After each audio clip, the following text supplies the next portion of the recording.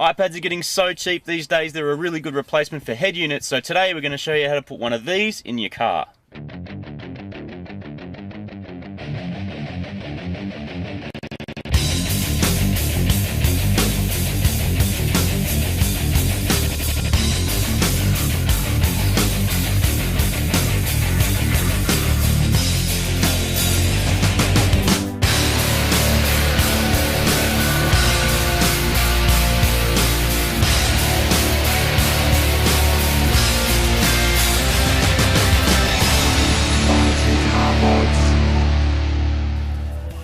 Welcome to another episode of Mighty Car Mods, proudly supported by Just Car Insurance. We're in the future.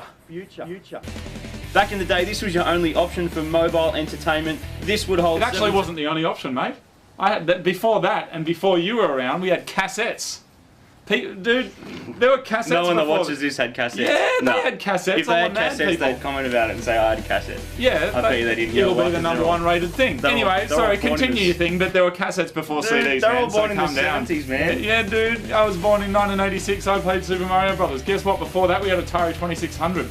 Didn't you also have Sega, which was like the crappiest? Alex the Kid, it was really Anyway, bad. these days people want to carry everything around with them in their car all the time, so now tablets is where it's at. Now you can get one of these old iPads for around 150 bucks on eBay, even cheaper if it's got a blown battery, which is all you're going to need. And we're going to show you how to install this in your car. It's going to be on a budget. Some of the mad things, you got your music, you got your movies, plus if you've got a data pack, this can be a roaming Wi-Fi hotspot so all your mates can be watching their mad Mighty Car Mods videos. Wi-Fi in the back. How much is it going to cost, Marty? Well, if you're going to need an amp, if you don't have a head unit in the car, you're just going to run an amp by itself. That's about 50 bucks, probably secondhand off eBay, and 20 bucks for an adapter, one of those. Yeah, like a little adapter that's just going to go out the bottom of the iPad and split the audio out. So we're talking about if you've got a head unit and you've got your iPad, you maybe 20 or 30 bucks. If we're taking the head unit out, which is what we're doing today, then you're going to need an amp. You should be able to get one of them 50 bucks off eBay, and an adapter, some basic tools, and Marty's going to show you what you need now. It's going to be... Today we're working on Marty's mum's Subaru Outback, which has a full STI conversion. These are the tools you're going to need. You're going to need some screwdrivers to get your original head unit out so you can chuck it in the bin. You're going to need a Dremel so you can grind out some of the plastic to make it all fit. You're also going to need some soldering gear so you can wire everything in. And you're also going to need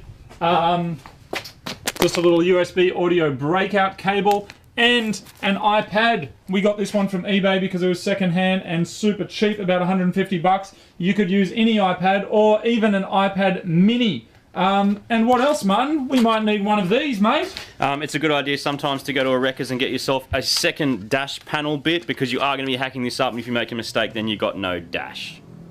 This STI Outback may be stupidly fast, but the stereo stupidly sucks. So the first step is to get rid of it. A lot of the dash parts snap out with a little bit of encouragement, but check for screws first. Twist your knob until it falls off, and then stick your driver inside and screw it out. Next, lift out the old stereo and throw it in the bin or destroy it with a hammer. The only thing we're going to keep from the dash is the climate control. We don't need the stereo, and we don't have any room for this bin anymore, so we're going to take that out and we're going to move it. Luckily the wiring in this car is quite long, so we can actually just move it all the way down the bottom and stick our heater controls down here. Some people throw them in the glove box, some people throw them anywhere else in the car. We still want it to be accessible, and we still want to be able to see it and get to it easily. The heater and aircon controller is around the same size as a head unit, so it will fit nicely underneath our iPad. Now that you've got your dash piece out of the car, it's time to start fitting up your iPad. Now obviously this one is pretty much perfectly sized to fit an iPad without many mods at all. You can get it in there and looking good. If you don't have as much space, you can go for maybe an iPad mini, or you can go for an Android if that's your thing. A lot of those are the 7-inch screens, which fits better in like a double DIN cutout. That's pretty much perfect for what we're doing, so all we got to do is hack that out a bit to make it fit properly, find space for our heater control unit, and we're done.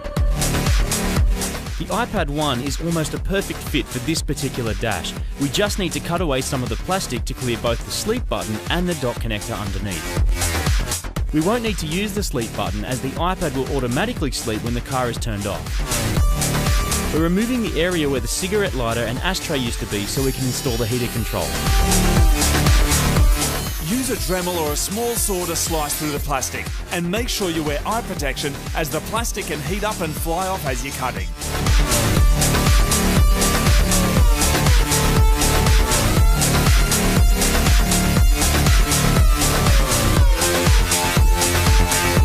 Go slowly with the Dremel and cut through in stages to avoid breaking the cutting wheel.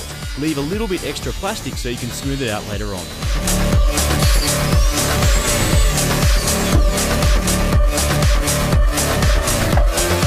With the dash face modified, we can test fit it into the car. That's looking pretty good. But that's the easy part. The hard bit is getting the all the heater controls in. It's amazing that Subaru have like 20 years before their time made something that almost fits the iPad in it. Yeah, and then all we need to do is make our heater controls fit down in there. And then we've got to run power to this and get the audio out of it, run it into the amp. Yeah, but see, look, and there it is. There's your iPad, and there's your. Okay, the next thing you need to do is run power to your iPad. So we're going to recycle this 12-volt socket. Now you can just buy one of these if you want, but considering we already have one, we don't need to. This is the only piece we're going to need. So from here, what we're going to do is we're going to plug in a USB adapter. So there's 12 volts. That's going to be going into this when your key is switched to the accessory. And then we're going to plug in this Belkin adapter. That is going to split the power. So you're running 12 volts into the bottom of the iPad. That's splitting the audio out. There's a 3.5mm stereo socket. You can either send that to the auxiliary input of your existing head unit, or you can run that into the amp, which is what we're going to do. Tape up the exposed area of the cigarette lighter so it can't short out on anything. Next up, we've got to make room for the dock connector to fit in the bottom of the iPad. We're pretty lucky in our case because this fits almost perfectly. It actually holds itself in without any support, but just to be sure, we're going to put in a couple little metal brackets. We're going to use some of the original mounting points just to hold it in even more securely. We're going to tape it up, and that'll be that. You can use some thin gauge metal bent to shape to help the iPad stay in place. Wrap it in tape to prevent scratches. Some gaff tape will help hold it secure. You can also use it to keep the cables tidy behind the iPad. Next up, heater controls. Okay, so we've marked out on a heater where it's going to sit, so it's going to be in the right position. Now we're just going to make up some little metal brackets to hold it in place so we can operate it. The heater controls slide in just above the airbag control module. Some metal brackets will position it correctly, and then it can be attached to the dash and plugged in. This little 12-volt socket that we made earlier, that's just going to go exactly into the existing factory plug. Now that's already switchable by the accessory port on the key barrel, so that's awesome. Into there, we plug in our USB adapter. In there, we put in the dock connector into the bottom of the iPad. Now we've removed the shroud from this already because it was just a little bit too bulky under there. So that one there is just going to go straight into the bottom of the iPad. Now from here, if you've already got a head unit, even if you're hiding it in the glove box or something, you've got your 3.5mm stereo plug, you go straight in and the install's done. You control the volume from your head unit. If you like what we're doing and you're removing everything, then this here instead is going to be adapted and going down into an amp which we're putting under the seat. If that's the case, then you're not going to have any volume control, so you need to do one extra step to make sure you've got volume of your aftermarket amp. We've got a 4-channel amp under the passenger seat. It supplies plenty of power to the upgraded speakers, but we need to access it to change the wiring to suit the iPad setup. Okay, so here we have the output that's coming from the iPad. Now that signal is line level, meaning there's no volume control from inside the iPad. We have to get that down into our amplifier. So what we're going to do is we're going to install a potentiometer, meaning we have volume control over the source before it goes into the amp. The pot gets installed in the audio out cable. It acts as a voltage divider and reduces the volume going from the iPad down to the amp. It's impossible to use the dock connector on an iPad and have the on-screen volume controls, so this is an essential step. Use a multimeter to ensure you've got it wired up the right way. You need a double gang pot so you can control both left and right sides of the stereo audio signal. Okay, let's try it out. It works! Once you've tested it out, you can install it into the dash.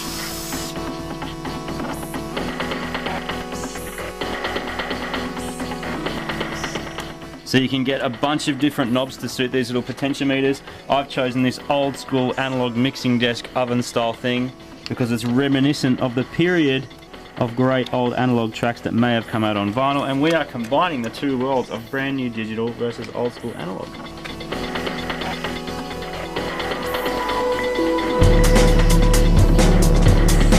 Tape Tape up the wiring so it doesn't get tangled up behind the dash, and then run the wiring up from the amp under the carpet to the back of the iPad.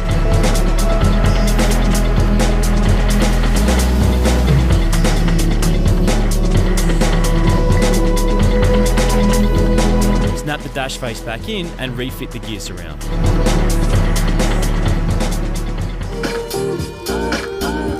Check to make sure everything's working. And we're done. We've got 32 gigabytes of music, all our maps, and a roaming Wi-Fi hotspot with a data pack. You can even watch Mighty Car Mods. Install the passenger seat and we're ready to hit the road. There's heaps of performance apps and programs that can interact directly with your car's ECU.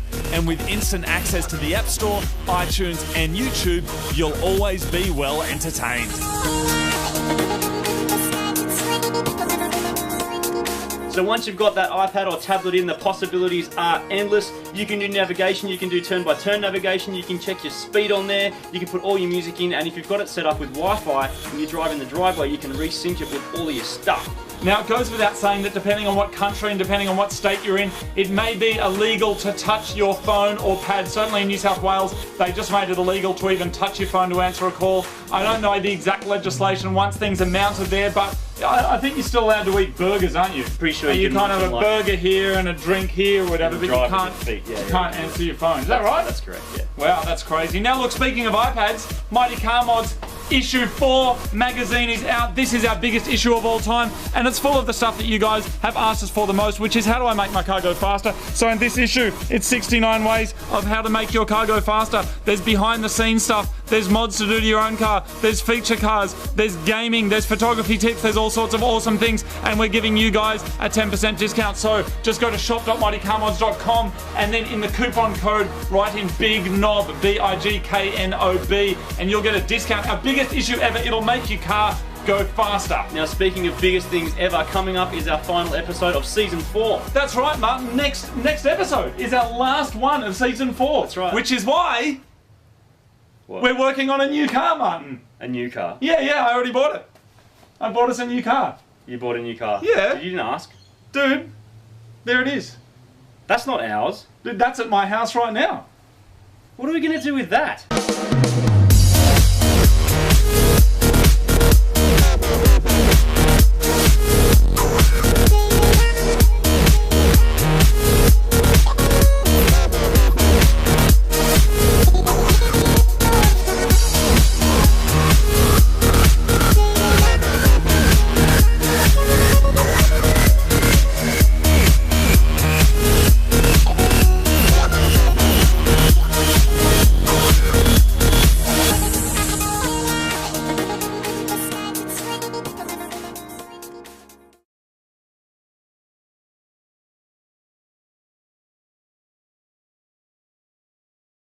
Bit of plastic that looks very, very 80s, even though it was made in 2001. Yeah, but now there's lots of more options. Alright, we're out of practice, Martin. We are. Oh, that's fine. They can do everything that ahead. You can put all the new wiring in, and if you're gonna... CDs are gone. It's time for them to... Oh, stuffed it. That's too long. You're gonna need some soldering equipment you're gonna need some fabrication stuff. You're gonna need... I'm not gonna say fabrication. Be lucky that this fits straight in on Google. Don't need to say that. You can check your speed. You can put turn by turn. I'll do it again. Yep. Some people could probably just gaff it, couldn't they, Martin, if they were feeling a little cheap? Yeah, we're gonna as well. Oh, I'm good. I don't need to sneeze anymore. Hello, mate. Hello, Martin. Now you walk off that way. Yeah, normally you'd say the hello, mate. Oh, hello, mate. Now I'll walk away. Right.